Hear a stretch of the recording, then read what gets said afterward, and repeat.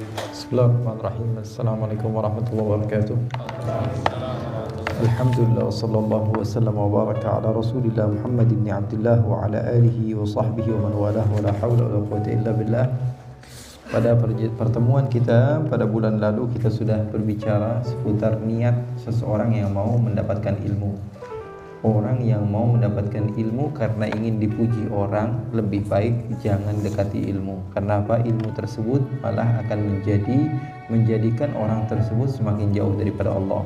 Berapa banyak orang yang bertambah ilmunya bukan malah bertambah dekat dengan Allah, maka semakin jauh dari Allah Subhanahu wa taala. Artinya ilmu tersebut tidak bermanfaat. Bukan berarti bahwa kalau kita takut-takut ujung-ujungnya sebagaimana ada katanya dalam riwayat fa'alimun bi'ilmihi lam ya'malan mu'adzabun min qabli ubadil wathan. Orang yang dia alim, orang alim, tahu sama hukum tapi tidak mengamalkan ilmunya, dia akan disiksa oleh Allah sebelum penyembah berhala. Artinya sebelum orang yang musyrik dia dulu, dia soalnya udah tahu tapi nggak ngamalin. Beda dengan orang yang nggak tahu. Orang yang nggak tahu dia melakukan sesuatu, kemudian dia memiliki hujah, alasan di depan Allah. Dia katakan saya tidak tahu ya Allah, dan tidak ada ulama yang memberitahu kepada saya. Saya awam, saya orang yang betul-betul tidak tahu hukumnya. Oleh karena itu saya melakukan kesalahan. Berbeda dengan orang yang alim, tahu tentang hukum, kemudian dia tetap melakukan sesuatu yang Allah haramkan. Double dosanya. Dosa karena dia tahu dia tidak mengamalkan, dan dosa karena dia bermaksiat kepada Allah Subhanahu wa taala. Tapi kalau kita ambil jalan tengah, itulah yang terbaik. Kita harus yakin bahwa sungguhnya ini kemuliaan. Kalau kemuliaan ataupun ilmu ini adalah kemuliaan. Ilmu itu kalau kita tidak ambil, maka orang yang lain yang akan mengambil kemuliaan ini. Ilmu ini adalah kemuliaan. Dan kalau kita tidak ambil dengan alasan kita takut tidak mampu mengamalkannya, artinya kita ini adalah hamba yang cemen. Sudah diberikan kesempatan untuk mengambil kemuliaan, kita tidak mau. Dengan alasan apa? Takut saya nggak kuat. Artinya nggak mau mencoba. Gitu. Orang yang nggak mau mencoba artinya apa? Hamba yang hina. Hamba yang hina. Bismillah, coba. Kalau tidak bisa dan gagal, istighfar kepada Allah, minta ampun. Tapi setidaknya kamu tahu mana yang benar, mana yang tidak benar. Makanya wallahu alam, saya yakin orang yang berilmu itu di ujung hayatnya akan kembali kepada Allah. Kenapa? Karena dia tahu mana yang jelek, mana yang bagus. Walaupun dia melakukan keburukan sebanyak apapun, tapi dia tahu keburukan yang dia lakukan adalah salah. Sementara orang yang bodoh, dia melakukan keburukan dan dia tidak tahu itu adalah keburukan. Hasilnya apa? Dia akan bangga dengan apa yang dia lakukan, sementara yang senantiasa dilakukan adalah suatu dosa. Sementara orang yang alim, dia melakukan keburukan, sebelum wafat dia sadar, saya pernah ngelakuin ini ya Allah, saya pernah ngelakuin ini ya Allah, saya pernah ngelakuin ini ya Allah. Artinya apa? Dia tahu mana jalan menuju surga, hanya saja setan jauh lebih hebat dibanding dia. Karena setan yang datang kepada orang yang berilmu itu lebih besar dibanding setan yang datang kepada orang yang awam. Semakin tinggi satu pohon, semakin angin kencang akan menerpa kepadanya. Kata Rasulullah SAW, orang yang paling banyak mendapatkan musibah adalah para nabi, kemudian para wali, kemudian orang-orang yang semakin dekat kepada Allah semakin banyak musibahnya. Artinya apa? Kalau kamu mau mendapatkan kemuliaan, kamu harus banyak musibah. Kalau kamu mau mendapatkan kehebatan, kamu harus mendapatkan banyak tantangan. Kalau kamu ingin mendapatkan kehinaan, maka hiduplah sebagaimana kamu mau. Saya cukup segini aja sekolahnya, nggak perlu tinggi-tinggi. Artinya apa? Kamu sudah puas dengan apa yang kamu dapatkan. Kamu nggak bakalan dapatkan sesuatu yang lebih dari itu.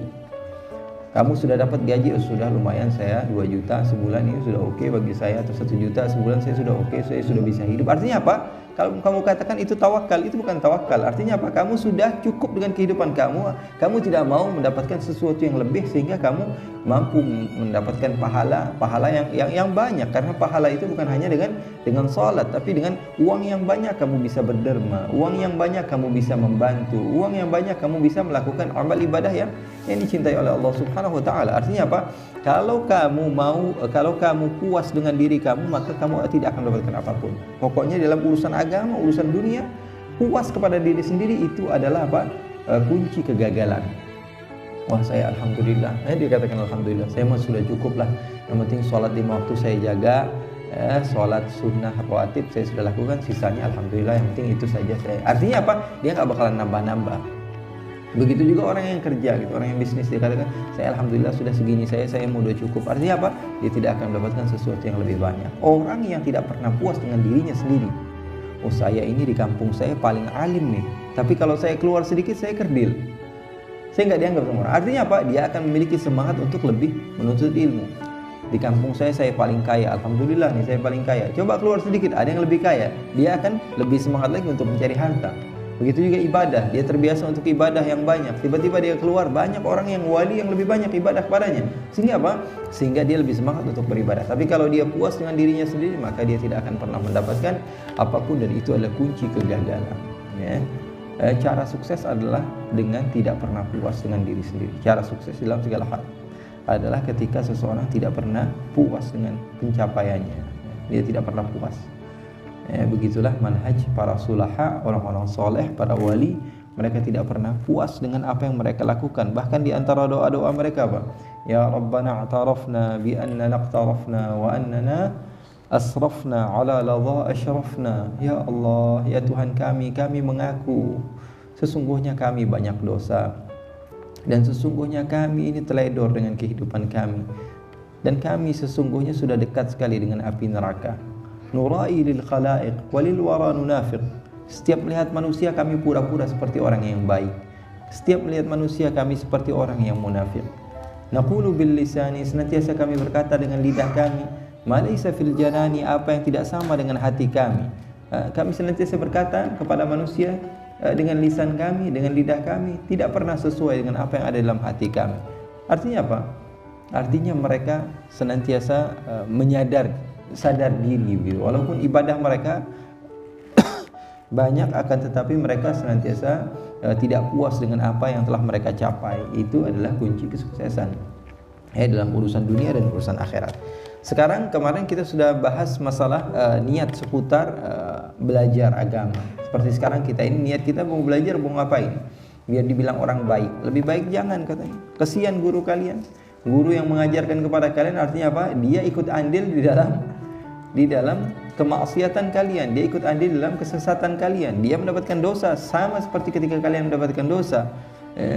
Mendapatkan ilmu untuk hal-hal duniawi itu tidak baik. Sungguh hal yang membuat hati sedih ketika kamu datang ke tempat seseorang mengharapkan dunianya, sementara orang tersebut mengharap kedatanganmu karena akhiratmu.